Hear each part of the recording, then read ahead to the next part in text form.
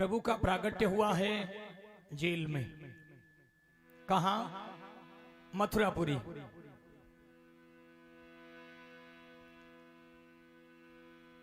मथुरापुरी में देवकी और वसुदेव जी के यहां पर जन्म जब हुआ प्रभु का, देवकी और वसुदेव जी एक बार तो डर गए,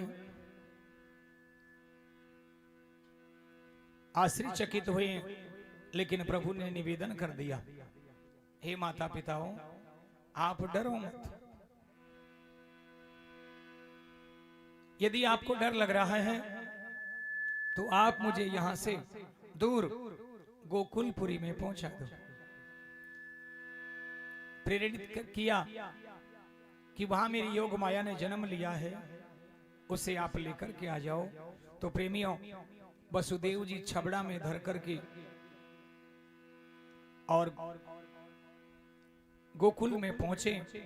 रास्ते में यमुना भी अपने पूर्ण वेग के साथ में जब बह रही थी, बादल तो सोच रहे थे कि आज हम खूब जम करके बरस लें। अंधेरी काली रात है और प्रेमियों घन घोर घटा, उसमें वसुदेव जी लेकर के और कन्हैया को जब सुला दिया तो छाती भर आई।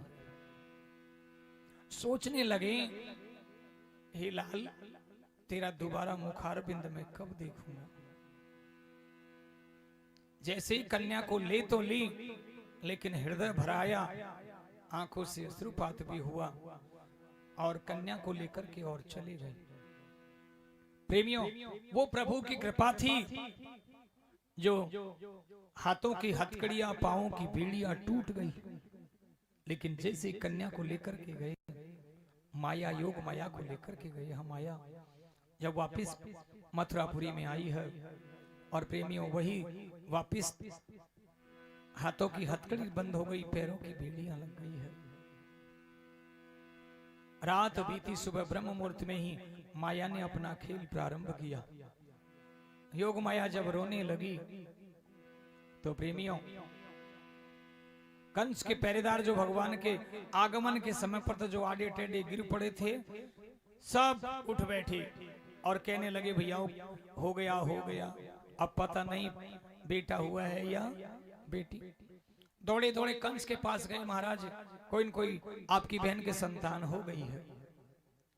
अच्छा, कंस दौड़ा दौड़ा आया और प्रेमियों कन्या को छीन लिया है देवकी से। देवकी कहने लगी, भैया अरे तूने मेरी 6 संतानों को खत्म कर दिया, 7वीं संतान तो अपने आप ही नष्ट हो गई, अब ये 8वीं तो भैया ये तो कन्या है। अरे इसको तो छोड़ दे, कम से कम एक पेट पहुंचनी तो छोड़ दे।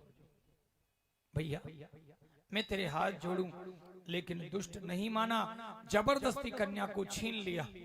छीन करके नहीं, कई प्रकार के विचार बना लिए कि ये नहीं मारे, कहीं इसकी औलाद जाकर के मार दे मुझे, इसलिए मैं इसको जीवित नहीं छोड़ूंगा।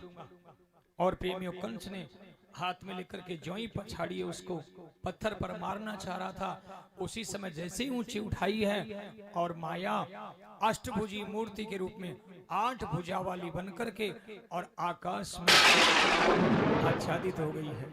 और आकाश से ही आकाशगामी होकर के कहा, अरे वो पापी दुष्ट, तू मुझे क्या मारेगा, तुझे मारने वाला तो ब्रज में कहीं जन्म ले चुका है।